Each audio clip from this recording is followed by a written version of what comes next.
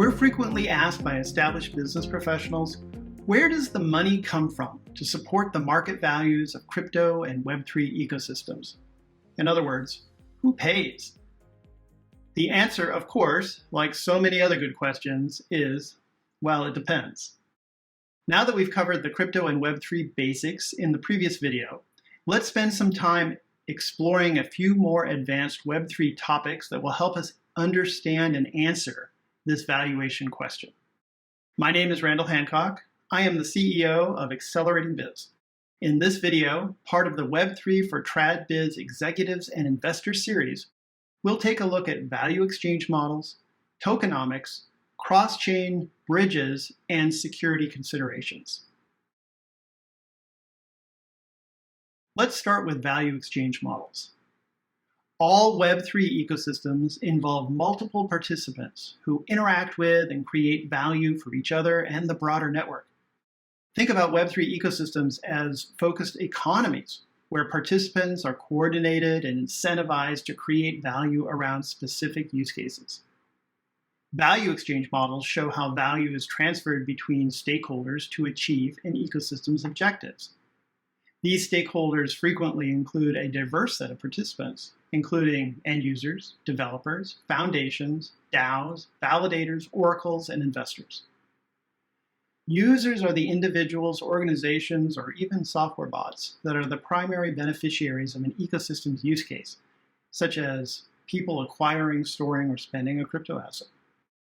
Developers create, update, and manage the software on which the network runs, which often includes not only blockchain-specific functionality, but front-end websites and mobile apps used to access the ecosystem services.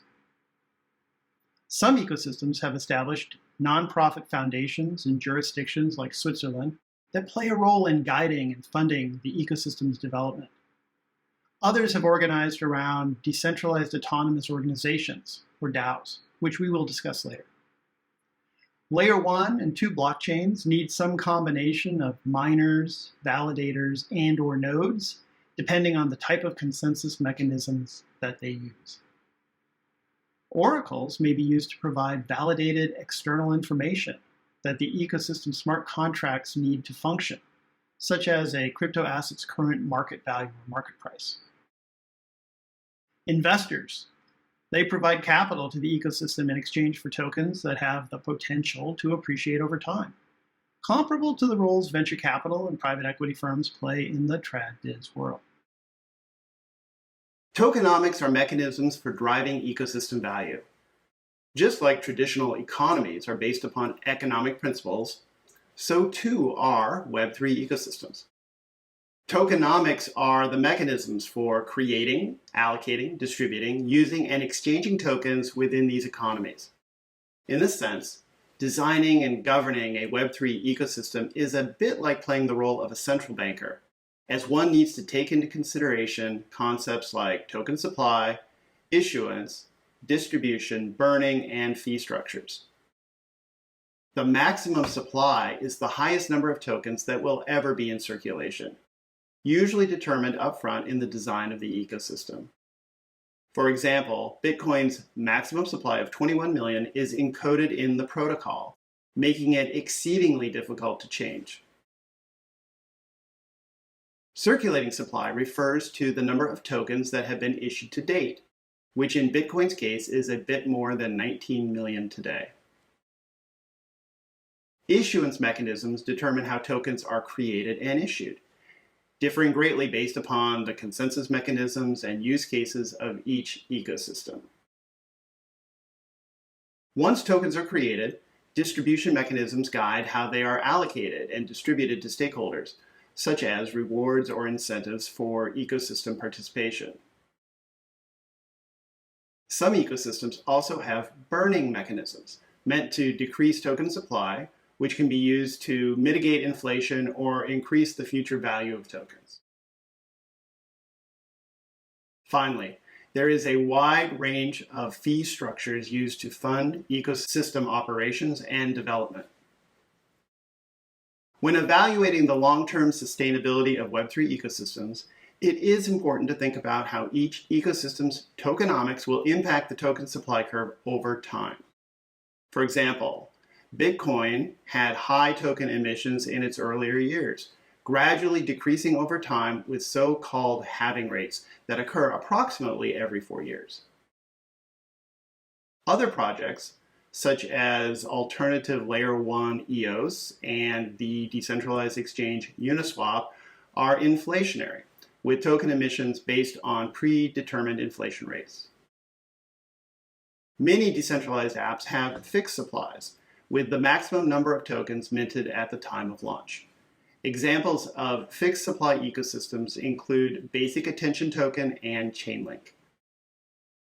Binance Coin and lending platform Aave utilize deflationary models, minting a maximum supply of tokens upon launch, which are then bought back and burned based upon the project's utilization level until the minimum supply has been reached. Mint and burn models, such as distributed telecom provider Helium and more recently Ethereum, implement burning mechanisms to control inflation based upon the project's utilization level and may or may not have a maximum token supply. Other token supply variations exist to manage stablecoins, NFTs, and other digital assets. CrossChain Bridges enable interoperability between Layer 1 and 2 ecosystems. Until relatively recently, there were limited options to move digital assets across different Layer 1 and 2 ecosystems. To move value to a new ecosystem, users first had to exchange fiat currency or an existing crypto asset, such as Ether, for a crypto asset native to the desired target chain, like Sol on the Solana network. This is changing, however, as cross-chain bridges have emerged to connect 2 or more blockchains together, facilitating the transfer of crypto assets, enabling distributed apps or dApps to utilize multiple blockchains, and allowing users to participate across ecosystems more easily. Bridges work by allowing users to lock a crypto asset into a smart contract on one network, which then issues the equivalent asset on another network. For example, to utilize decentralized finance apps running on the Ethereum-compatible Polygon network, one deposits Ether into the Polygon bridge, which then issues an equivalent amount of wrapped Ether on Polygon. While bridges provide more seamless experiences across blockchains, they are more centralized than the blockchains themselves, and are thus subject to greater security risks. In fact, there have been several notable hacks of bridges that have resulted in the loss of crypto assets valued in the hundreds of millions of US dollars. So, security is an important consideration when evaluating Web3 solutions. Keep in mind that Web3 transfers many responsibilities from companies and other legal entities to smart contracts and ecosystem users. This means that for many use cases, there are no equivalents to banks, government depository insurance, or written legal contracts. Because of this, Web3 users should be aware of the various attack vectors that could potentially threaten crypto ecosystems, including those targeting network states, nodes, consensus rules, and token owners. Layer 1 and 2 networks need to be designed to fend off a broad range of network state and operations attack vectors.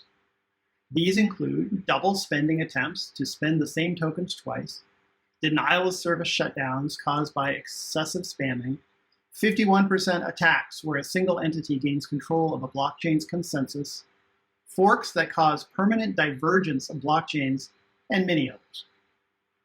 Every Web3 ecosystem, regardless of its layer in the Web3 stack, is also subject to smart contract risks, in which vulnerabilities in smart contract code could lead to internal failures or external attacks. Potential smart contract risks include a malicious actor taking control of the code to burn existing tokens, mint new tokens, or transfer tokens to unauthorized addresses. Risks could also include programming logic mistakes that cause the smart contracts to not work the way that they're supposed to. Fortunately, teams are learning from mistakes as Web3 matures, implementing tools and best practices to mitigate smart code risks. These include completing comprehensive contract testing on test nets before deploying live on the main nets, conducting smart contract security audits, hiring developers with up-to-date knowledge of vulnerabilities, and launching bounty campaigns to identify bugs early. Smart contract insurance providers, such as Nexus Mutual, have also emerged to cover users in the event of losses. While the above discussion focused on blockchain and smart contract risks, token ownership and custody represent equally important risks. Many crypto owners place their tokens into the custody of a third-party service, such as a centralized exchange, thereby removing control of the assets from the actual owner. By centralizing tokens into a single entity, this opens up the possibility of high-value honeypots that hackers could attack. A common saying in Web3 is, "Not your keys, not your crypto," which refers to the trust a user places in a custody provider who holds crypto for them, rather than securing keys individually. Even when individuals hold keys themselves, there are numerous ways in which they could lose access to their crypto assets. Phishing attacks, for examples. Use fake emails, websites, links, impersonations, tech support, or other methods to gain access to a user's private keys. Private keys and backup seed phrases should never be kept on an unencrypted computer, since this could make them accessible by hackers via malware infection. There's also the real risk of simply losing access to private keys, such as when losing a mobile device where the user has not properly backed up and secured their seed words. Best practices include being constantly on guard for attacks, as well as properly backing up and securing the seed phrases used to access crypto accounts. The advanced topics we've just covered provide a more complete picture of how Web3 works, not to mention help answer the question of who pays for crypto and Web3 market. In this section, we've discussed how value exchange maps help us map how multiple participants in Web3 ecosystems interact, creating value for each other as well as for the broader network. You now understand that tokenomics help coordinate ecosystem value and include mechanisms governing token supply, issuance, distribution, and fees. CrossChain bridges are enabling interoperability between layer 1 and 2 blockchains, paving the way for a more seamless multi-chain future. And finally, we discussed why security is such an important consideration when evaluating or using Web3 solutions. The next video will focus on understanding and using crypto wallets, including setting up your own if you haven't done so previously. If you found this video useful, please like it, subscribe to the acceleratingbiz.com channel on YouTube, follow us on LinkedIn, Twitter, and Medium, visit Accelerating Biz for additional Web3 insights and resources. If you have feedback or questions, contact us on any one of these channels. Thank you and see you soon.